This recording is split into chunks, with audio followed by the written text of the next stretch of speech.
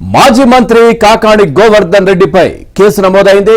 నెల్లూరు జిల్లా పొదలకూరు మండలంలోని రుస్తుం మైన్స్ లో అక్రమంగా క్వార్ట్జ్ ఖనిజం కొల్లగొట్టిన కేసులో కాకాణిని A4 గా చేర్చారు. ఇదివరకే ముగ్గురిపై కేసు పెట్టగా తాజాగా కాకాణితో సహా మరో 7గురిపై FIR నమోదు చేశారు. A6, A8 గా ఉన్న ఇద్దరిని అరెస్ట్ చేసి రిమాండ్ కు పంపించారు.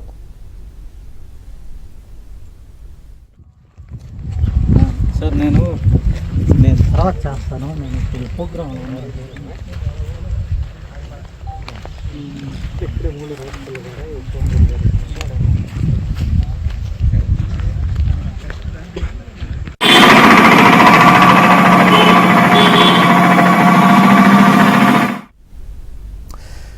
రైట్. ఇక ఈ కేసులో మిగిలిన కాకానితో పాటు మరో 4గురిని కూడా అరెస్ట్ చేసే సూచనలు అయితే కనిపిస్తా ఉన్నాయి. వైసీపీ పాలనలో నెల్లూరు జిల్లాలోని క్వార్ట్జ్ నిక్షేపాలన్నిటినీ నెల్లూరుకు చెందిన ఒక మాజీ మంత్రికి అప్పగించారు. ఈ క్రమంలో అందుకు సమాంతరంగా సర్వేపల్లి నియోజకవర్గంలో అక్రమ క్వార్ట్జ్ తవ్వకాలు కూడా జరిగాయి. రుస్తుం మైన్స్ నుంచి కోట్ల రూపాయల విలువైన ప్రభుత్వ సంపద కొల్లగొట్టినటువంటి పరిస్థితి కనిపించింది. ఇక రేపో మాపో కాకాణిని కూడా అరెస్ట్ చేసే అవకాశాలు అయితే కనిపిస్తా ఉన్నాయి. ఓవరాల్ గా ఈ అంశానికి సంబంధించి మరింత సమాచారాన్ని మా కరెస్పాండెంట్ మహేష్ అందిస్తారు. మహేష్, పూర్తి డీటెయిల్స్ ఏంటి?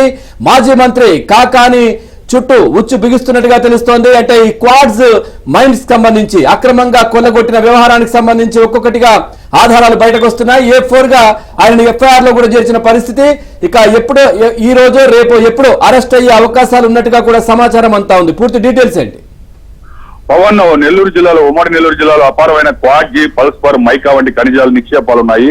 అయితే ఈ గత ప్రభుత్వ హయాంలో క్వార్ట్జ్ అనేది కొన్ని వేల కోట్ల రూపాయల విలువ చేసే క్వార్ట్జ్ ని తరలించడం జరిగింది. అక్రమంగా తవ్వకాలు సాగించి చెన్నై నుంచి చైనా దేశానికి పెద్ద ఎత్తున ఎగుమతులు సాగించారు. ఇప్పుడు ప్రధానంగా చూస్తే అప్పటి మాజీ మంత్రి కాకాణి గోవర్ధన్ రెడ్డి సొంత ఇలాకా పొదలకూరు మండలం, ఆయన సొంత మండలం. అలాగే ఆయన సొంతూరైన తోడేరికి సమీపంలో తాడిపత్తి అనే విలేజ్ ఉంది. అక్కడే ఈ రుస్తుం మైన్స్ ఉన్నాయి. కాకాణి గోవర్ధన్ రెడ్డి ముఖ్యానుచరుడు, పేర్నాటి శ్యాంప్రసాద్ రెడ్డి మరికొంతమంది కలిసి ఆ రుస్తుం మైన్స్ యజమానుల్ని భయంకరంగా బెదిరించి భయపెట్టి ఆ మైన్స్ నుంచి తరివేయడం జరిగింది. ఒక్కసారిగా రాత్రి వేళలో పెద్దపాటి భారీ యంత్రాలు తీసుకొచ్చి భారీ పేలుళ్లు సృష్టించి అక్కడంతా కూడా దాదాపు 250 కోట్లకు పైగా విలువ చేసే 61,000కు పైగా మెట్రిక్ టన్నుల్ని క్వార్ట్జ్ వాళ్ళు కొల్లగొట్టారు. ఈ రుస్తుం మైన్స్ తో పాటు చుట్టుపక్కల ఉన్నటువంటి ప్రభుత్వ భూములన్నింటిలో కూడా అక్రమంగా ఈ తవ్వకాలు సాగించారు.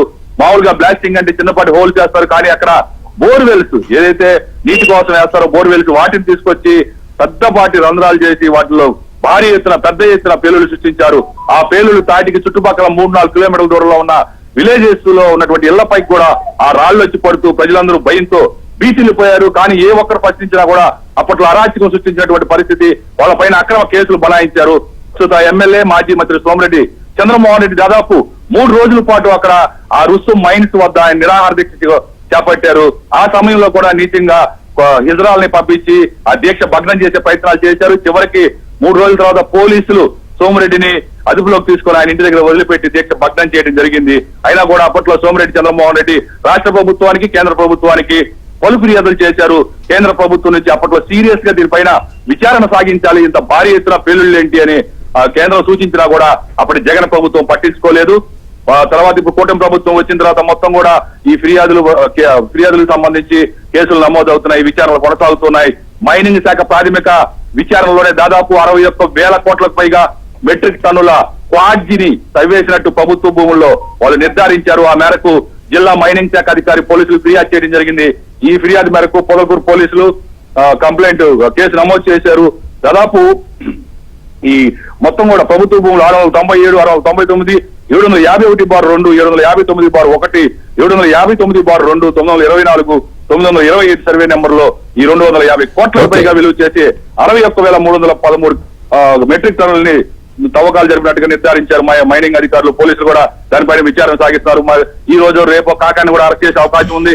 మొత్తం 10 మంది పైన కేసులు నమోదయ్యాయి. కాకాని గోవర్ధన్ రెడ్డి 4వ నిందితుడిగా ఉన్నారు. ఈ కేసుకు సంబంధించి ఇప్పటికే ఇద్దరు ముందస్తు బెయిల్ తెచ్చుకున్నట్టుగా తెలుస్తుంది. మిగిలిన వాళ్ళు కూడా ముందస్తు బెయిల్ తెచ్చుకునేదానికి ప్రయత్నాలు సాగిస్తున్నారు. కాకాని కూడా ఈ రోజు రేపు పోలీసులు అరెస్ట్ చేసే అవకాశాలు లేకపోలేదు. మొత్తం మీద ఈ కేసు సంచలనం సృష్టిస్తుంది నెల్లూరు జిల్లా వ్యాప్తంగా.